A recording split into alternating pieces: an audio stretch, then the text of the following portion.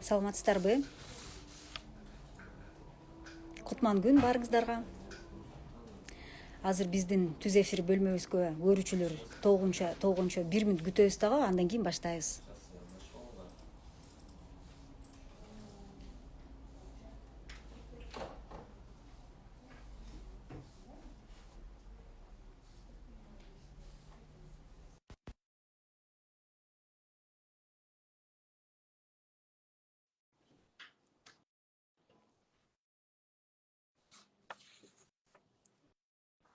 Рахмат, жакшы. Саламатсызбы?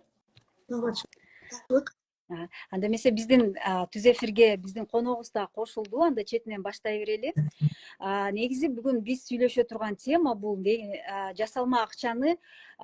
жасалма акчадан өзүңдү алдын алуу үчүн анда ошо нак акчанын коргоо элементтерин билиш керек. Бүгүн биз түз эфирде нак акчаны шектүүдөн кантип айырмалаганды үйрөнөбүз. Жана түз эфирде мен Асель Акматалиева алып барам, Улуттук банктын коомчулук менен иш алып баруу бөлүмүнүн адиси болом. Ал эми биздин түз эфирге чыккан, байланышка чыккан биздин спикерибизди тааныштырып өтсөм, Күмүшай Артыкова, Улуттук банктын нак акча менен иш алып баруу башкармалыгынын башкы экономисти. Саламатсызбы, Күмүшай айым? Саламатсызбы? Анда четинен баштай берели, урматтуу көрүүчүлөр. Сиздер болсо түз эфирде каалаган сизге кызыктуу суроолор болсо узатсаңыздар болот, ой пикирлериңизди да бөлүшсөңүздөр болот. Анда ушу биринчи суроо ушу темабыз боюнча. Азыркы учурда өлкөдө ушу жасалма акча боюнча кырдаал кандай, статистикадан бөлүшүп кетсеңиз. Азыркы учурда ушул Кыргыз Республикасында жасалма жасоочулук боюнча кырдаал өтө коркунучтуу эмес деп айтсак болот. Бул жерде эгерде 2022 жылы жалпы республика боюнча статистиканы алсак, бул 67 гана жасалма банкноталар аныкталган болчу. 2023 жылы болсо 22 банкнота аныкталган. Ал эми азыркы учурда 24 жылдын статистикасы да толукталып жатат. Бирок ошентсе дагы жалаң гана банк тутумунун арасында эки эле банкнота, 5000 сомдук банкноталар, жалпы 10 000 сомдогу банкноталар аныкталды. Ал эми ушул айдын аягына чейин дагы укук коргоо органдарынын статистикасы менен кошо жалпы маалыматтар дагы такталат. Ошол себептен ушул жасалма акча жасоочулук кырдаалы азыркы учурда Кыргызстанда коркунучу жок. Буга эң себептен болуп ушул биздин улуттук валютабыздын жаңы 5 сериясы чыкты. Ошо өркүндөтүлгөн коргоо элементтери менен десек болот. Жакшы экен. Сиз айтып кеттиңиз, мына акыркы 2 учур өткөн жылы аныкталган, бул 5000 сомдук валютада ошондой жасалмалуу болгон учурлар кездешти. Негизинен ушу акча жасагандар көбүнчө кайсы банкнотаны жасаганга аракеттенишет? Көбүнчө жасалма акча жасоочулукка 500 сом жана 1000 сомдук номиналдагы улуттук валютанын банкноттору дуушар болот. Анткени алар болсо ушул наркы жогору, анан аларга ыңгайлуу ушул төлөм сатып алганда ошондо 500 000 сомго эле ошондой сатып алууларды алганда аларга ушундай экономикалык жактан ыңгайлуу болот деп ушул акчаларды көбүнчө жасашат. Анда санда ошо 5000 сомдук банкноталар деле жасалат, бирок алардын сапаты өтө начар. Жана 5000 сомдукка баары бир биздин жарандар өтө кылдат мамиле кылып, аны банкноттун коргоо элементтерин карап, өтө мындай өзүнүн ушул коркунуч ушундай кырдаалга дуушар болбош үчүн ошол коргоо элементтерди дайыма карап, аныктап, андан кийин кабыл алышат көбүнчө. Сиздин сөзүңүздү тастыктап биздин дагы интернет колдонуучулар жазып атат, сомдун сапаты жогору деп. Рахмат. Кийинки суроо ошо анда ошо жасалма купюраны кантип аныктаса болот? Ошо белгилерине токтолуп кетсеңиз. Мисалы, биздин улуттук валютанын коргоо элементтери абдан көп. Деги эле дүйнө жүзүндө деле көп. Алардын саны 100дөн ашык десек болот. Ал эми биздин улуттук валютада деле 30дан ашык коргоо белгилери бар. Анын баары жарандар текшербесе дагы анын жарымын жок дегенде текшерсе, алар ошондо ошо жасалма акча жасоо учурдан өзүн сактап калышат. Мисалы биздин коргоо элементи 5000 сомдук банкнотаны алсак, бул 5000 сомдук эң жогорку номиналды.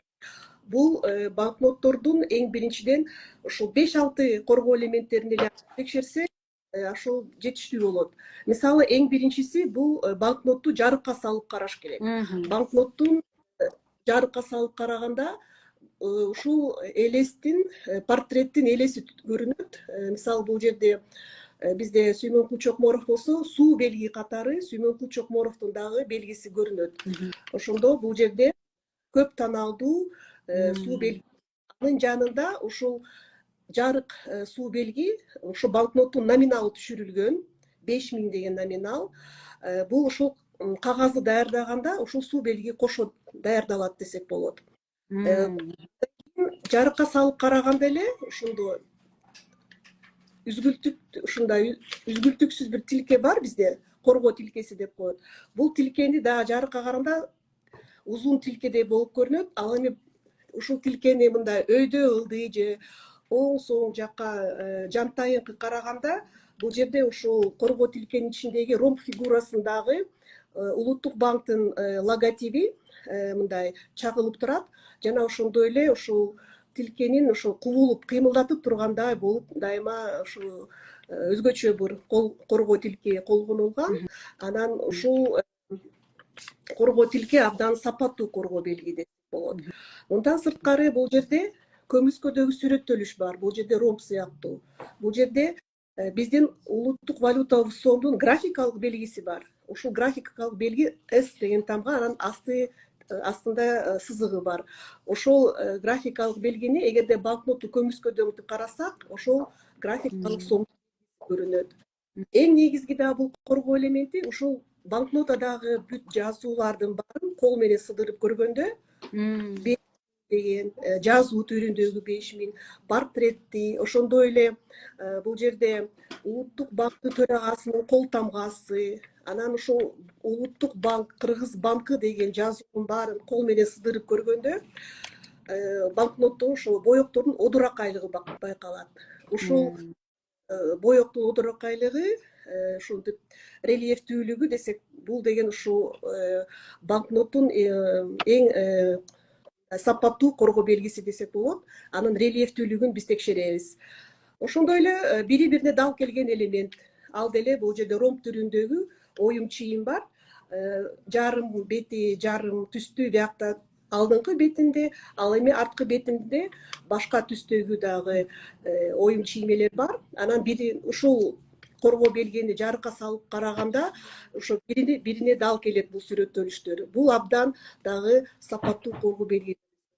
Ошондой эле 5-чи чыгарылыштагы банкноттун эң негизги дагы коргоо белгиси бул түсүн өзгөрткөн боек десек болот.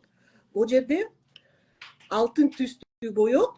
Эгерде биз банкнотаны дагы жантайыңкы карасак, жантайыңкы деген бул банкнотту оңго, солго же жогору, төмөн карай кыймылдатсак, ошондо алтын түстөгү боек өзүнөн өзү эле жашыл түскө өтүп кетет.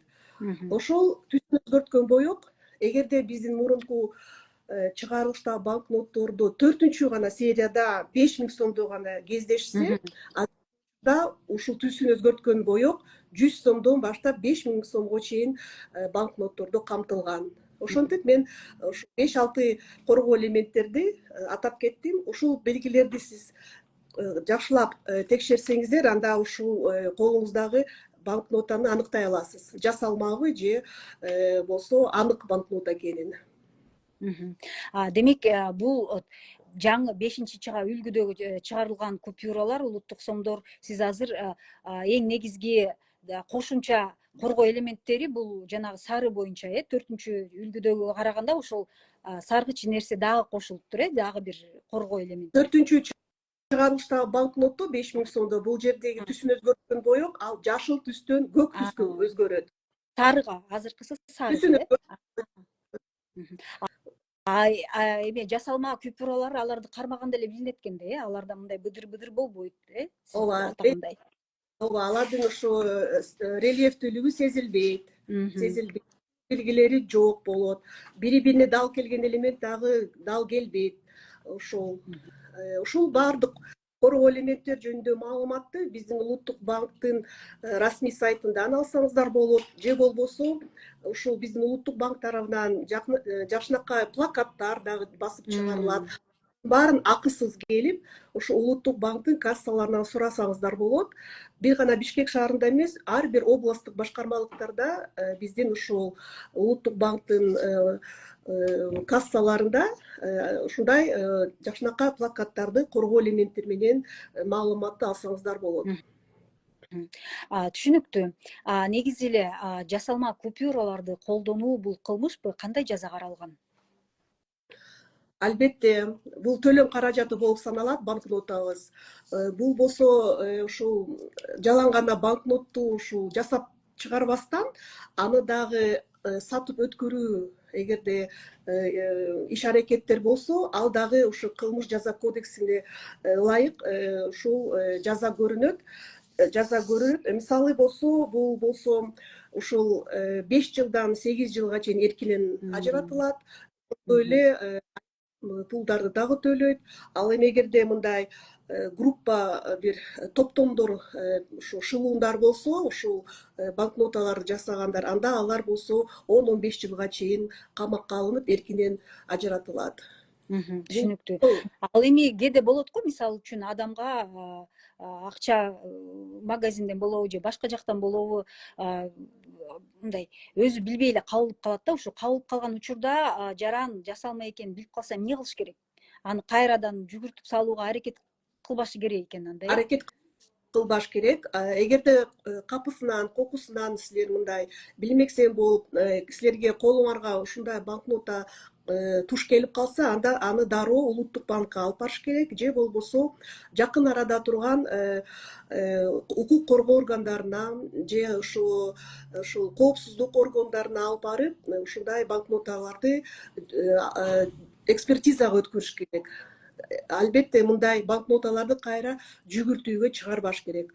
Анткени бул ушу кылмыш кодексине ылайык, алар болсо ушул ыкчам изилдөөлөрдү жүгүртүшүп, ушул укук органдары баарын иликтейт.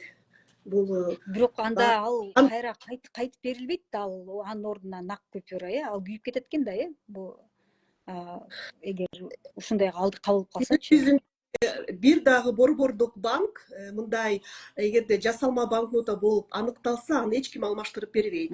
Алмаштырбайт. Бирок мындай банкноталар, мисалы өңөчүп калган банкноталар же мындай ар кандай душарга банкноталар болуп калат го учурларгачы. Ошондой банкнотторду мындай экспертизадан өткөрүп, кээ бир мисалы банкноттор аябай ушундай кир жууган машинелерге салып, аябай жогорку температурада мисалы аны тегеретип, ошол банкнота кийим кече менен, ошондо мындай банкноталар мисалы экспертизадан кийин анык болуп калышы мүмкүн. Андай учурларда ошол жаранга биз банкнотаны кайра алмаштырып беребиз. Жакшы экен. Мындай болуп калсачы, мисалы үчүн ошону текшериш үчүн кайсы жакка барыш керек? Улуттук банктан текшерсе болот, эгер кандайдыр бир шектүү болсо, ушу акчаны алып атканда шек саналса, же дагы кайсы жерлерден барса болот? Бир эле улуттук банк текшере алабы акчанын нактыгын? Улуттук валюта албетте улуттук валютаны текшерет. Ушул Бишкек шаарында жана ар бир областтык башкармалыкта. Мындан сырткары укук коргоо органдарына кайрылсаңыздар болот. Ал эми ушул Бишкекте дагы ушундай государственный центр судебных экспертиза бар. Ал ошол мекеме дагы ушул улуттук валютаны же чет өлкө валюта болобу, ошолордун баарын дагы экспертизага кабыл алып, аларга да экспертиза жүргүзөт. Банктар дагы текшерип бериши мүмкүн да, Банктар алардын кызматы жок андай текшерип берүү. Эгерде банкнота жараксыз, эскизилиги жеткен болсо, андай банкнотторду коммерциялык банктар алмаштырып берүү керек.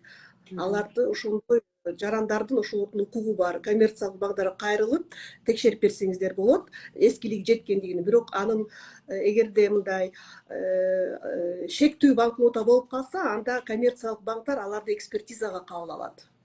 Түшүнүктүү. Демек ар бир жаран акчаны алардын мурда сиз айткан жана коргоо элементтерин салып байкап текшерип алыш керек экен биз акчаны.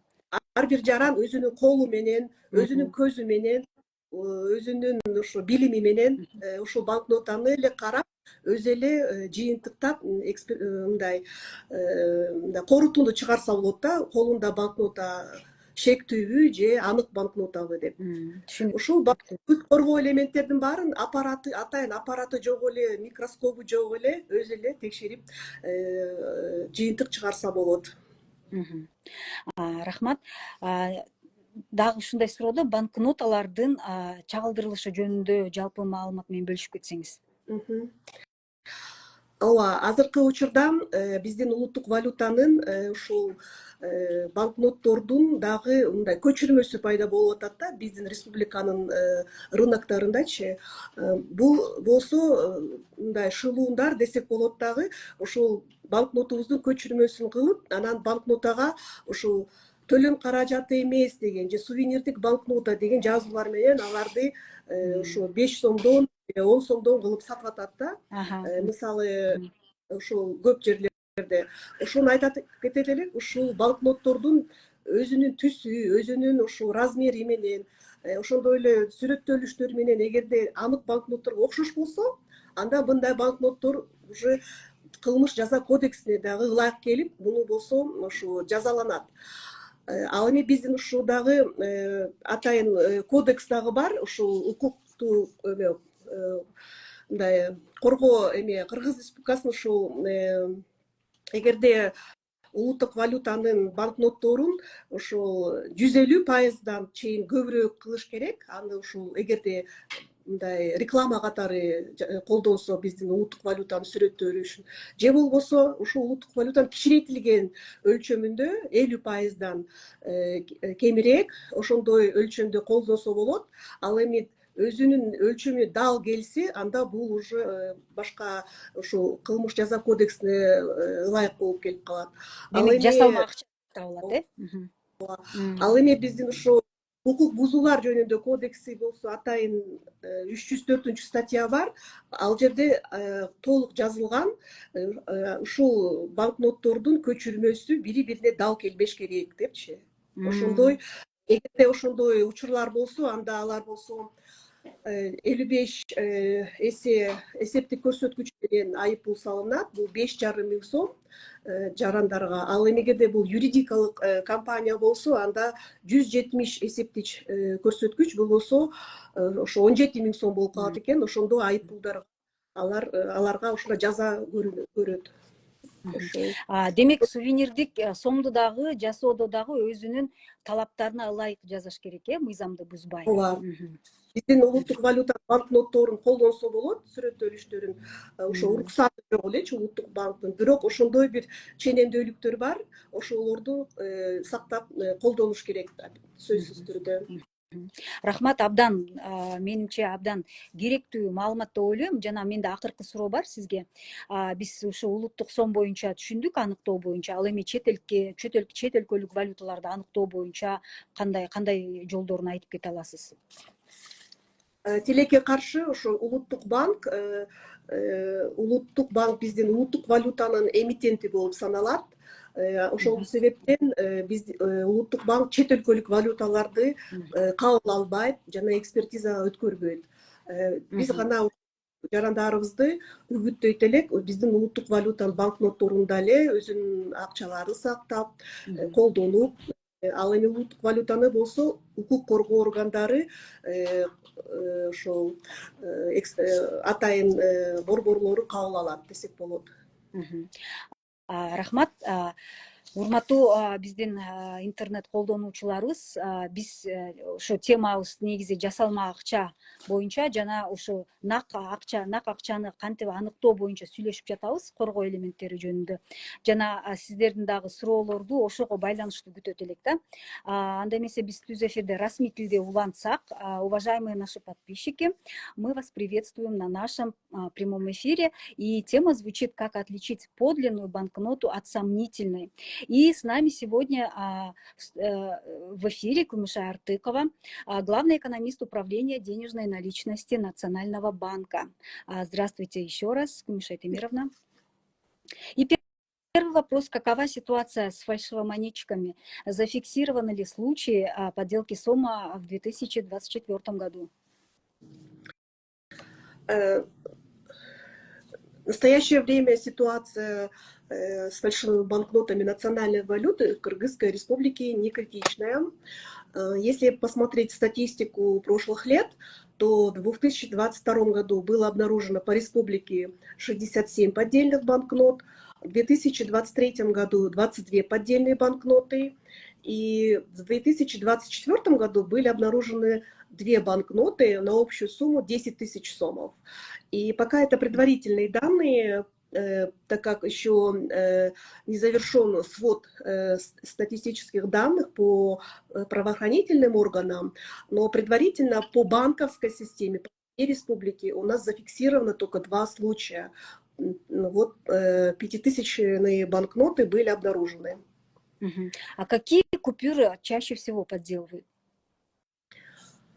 Ну, в основном подделывают, конечно, высокие номиналы. Это в основном вот 5 тысяч, ну, очень редко встречается, но в основном 1000 и 500-сомовые банкноты чаще подделываются.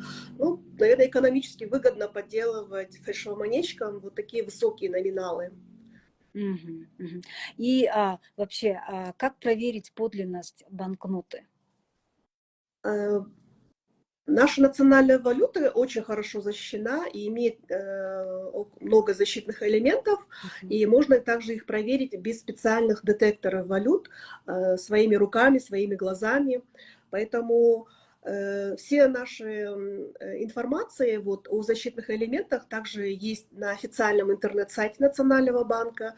Также Национальный банк изготавливает и бесплатно распространяет такие красивые красочные плакаты о защитных элементах национальной валюты, и вы можете их также получить вот, в Национальном банке, либо в его областных управлениях бесплатно. Вот если посмотреть перечень этих защитных элементов, то там, в принципе, около, наверное, 7 или 10 защитных элементов, которых достаточно для любого гражданина изучить и сравнить эту банкноту, в подлинности которой они вот, не уверены, вот, и проверить эту банкноту, сравнив с плакатом или с другим источником. Также, например, какие защитные элементы можно проверить. Если мы возьмем 5000 сомов, то значит, эта банкнота у нас... Нового образца, да? Номинал, 5-я серия, да.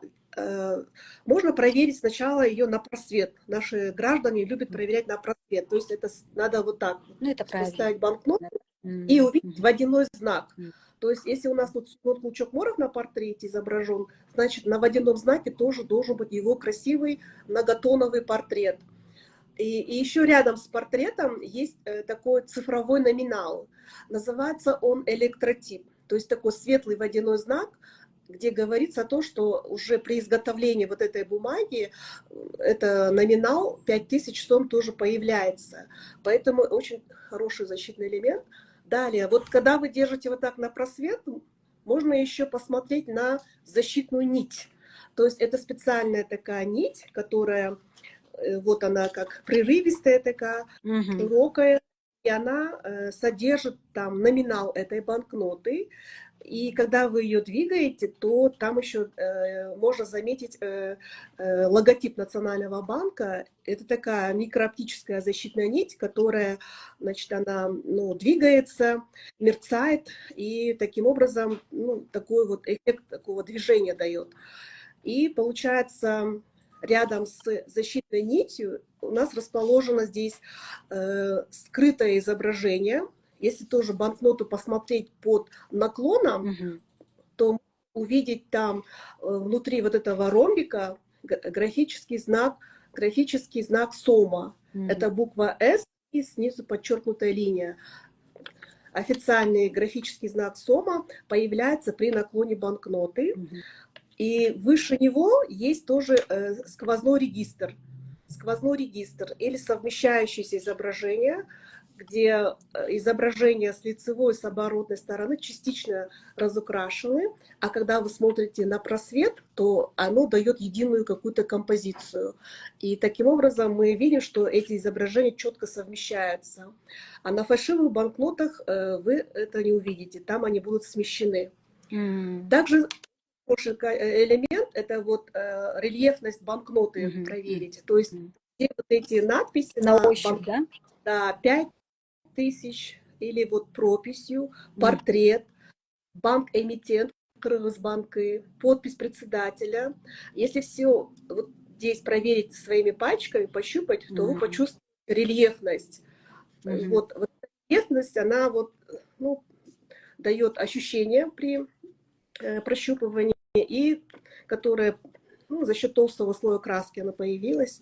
Поэтому вот эти все защитные элементы, они отсутствуют на фальшивых банкнотах. А также вы можете посмотреть вот здесь такую вот блестящую краску. То есть вот эта краска блестящая, она, значит, меняет свой цвет. Если посмотреть банкноту вот прямо, то она золотистая, блестящая краска. А если мы будем наклонять ее вправо или влево, то эта золотистая краска превращается в зеленую краску. Таким образом, без специального прибора, какого-нибудь детектора валют, мы видим, что здесь присутствует очень такая эффективная защита. Вот. И поэтому, если вы знаете вот 5-6 этих 7 защитных элементов в ноте, то этого достаточно, чтобы вы уже сами на своем уровне могли определить, что это банкнота фальшивая или настоящая. А вот вы сейчас показали пятой категории, да, национальных сомов. А вообще, какие именно в новой версии, какие защитные элементы внедрены, в отличие от 4-го поколения? Вот эта вот блестящая краска, которую я вам показывала, меняется с золотистого на зеленый цвет, она раньше присутствовала на 4-м выпуске только на банкноте 5000 сомов. И там она меняет цвет уже с зеленого на темно-синий цвет. И вот это переменная краска. А сейчас она используется у нас на 5-й серии уже на банкнотах, начиная от 100 сомов до 5000 сомов. Кроме этого, банкнотах еще появились по бокам, на вот банкнотах вот здесь по краям, есть специальная тоже рельефность. Это для людей с ослабленным зрением, то есть такие специальные метки.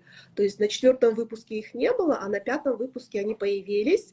Эти метки тоже были согласованы с обществом слепых и слабовидящих, и они находятся не на всех номиналах, но на многих номиналах. То есть чередуются номиналы. Вот если на 20 сомов на этих банкнотах нету этих специальных меток, то на 50 сомов есть.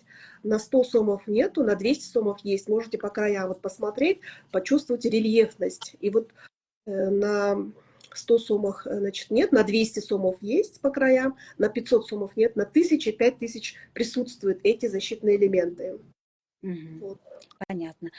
Кумишай Темировна, скажите, пожалуйста, а какая ответственность предусмотрена для тех, кто использует и распространяет фальшивые деньги? Изготовление фальшивых банкнот, а также сбыт фальшивых банкнот — это уголовно наказуемое дело. И Уголовным кодексом Кыргызской Республики предусмотрена специальная статья. То есть это будет штраф и лишение свободы от 5 до 8 лет. А если это была группа фальшивомонетчиков, то до 10-15 лет лишения свободы. То есть это является, в общем, серьезным преступлением. Нельзя его изготавливать и сбывать тоже. Что если человек не знал, ему попалось, или он, не зная, расплатился? Что в таких случаях делать? Но в таких случаях это уже работа правоохранительных органов, они будут проводить свои оперативно-следственные мероприятия и будут выявлять источник происхождения, как она к нему попала. Вот. Поэтому надо быть внимательнее при расчетах и обращать внимание на вот эти именно высокие номиналы, чтобы они не попали к вам.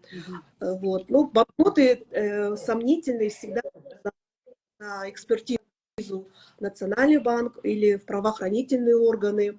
Ну, а если там, где нет Национального банка, вот обязательно правоохранительные органы или органы национальной безопасности обязаны принимать сомнительные банкноты на экспертизу.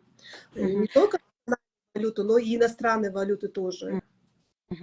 Вот как раз вопрос от пользователя ИАС 1683. Что делать, если подлинность денег вызывает сомнения? Если вот ваша банкнота на руках вызывает сомнения, то нужно обязательно сдать ее на экспертизу. Вот. Ну, вы можете отнести его и в коммерческий банк тоже. Коммерческие банки тоже, принимая такие банкноты, они относят их дальше в Национальный банк, либо в правоохранительные органы. Потому что только после экспертизы такой банкноты мы можем сказать, что она фальшивая. А до экспертизы банкнота сомнительная. Может, это у вас оказалась на руках постиранная банкнота, то тогда банкноты после экспертизы, она относится к подлинной банкноте и может быть заменена на новенькую банкноту. А если после экспертизы она признана фальшивой банкнотой, то такие банкноты назад не возвращаются, а передаются в соответствующие органы.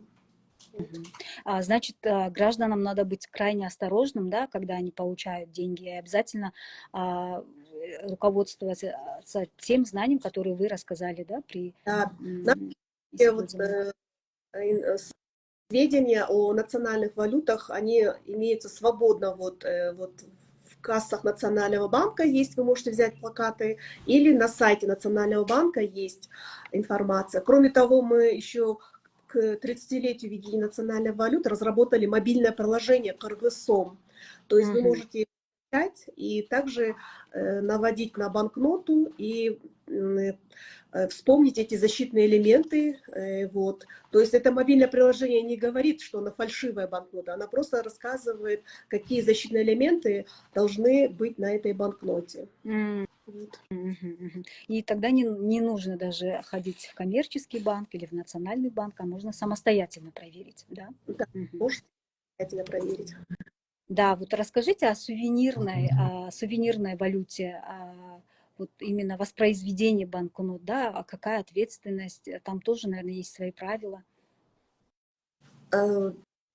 Наша национальная валюта может использоваться, допустим, в различных рекламных целях, да, вот, то есть это допускается, да, но в это же время мы даем ограничения по тому, чтобы не использовали один в один размер банкноты, которая находится в обращении там в своих рекламных целях. Поэтому у нас есть на нашем сайте тоже есть специальные допуски.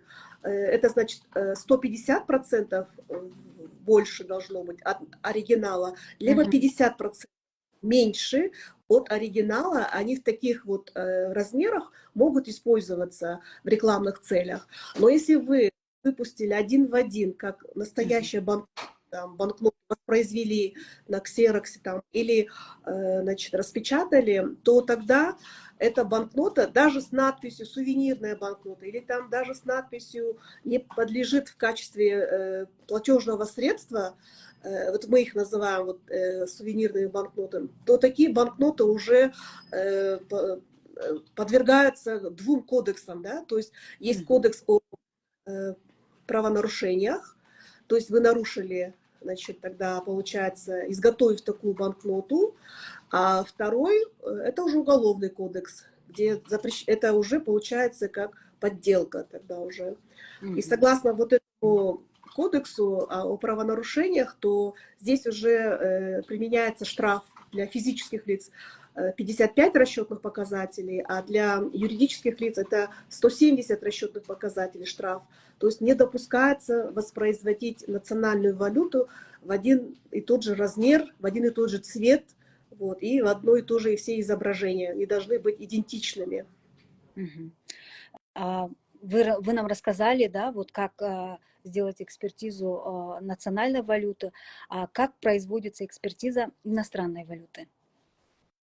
Ну, Национальный банк является эмитентом банкнот и монет только национальной валюты, и, Мгм. соответственно, мы проводим экспертизу только национальной валюты.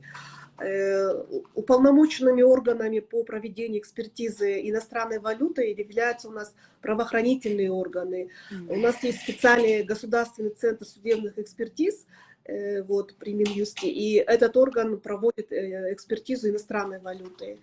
Вот. И Национальный банк не работает с иностранной валютой. Мгм. Спасибо вам большое. У меня уже нет вопросов. Мне кажется, это был очень полезный эфир. Я напоминаю, что с нами была Кумишай Артыкова, главный экономист управления денежной наличности Национального банка. Ну а мы прощаемся с вами. Мы обязательно сохраним этот эфир. Делитесь этим видео, оставляйте комментарии. Всего вам доброго. До свидания.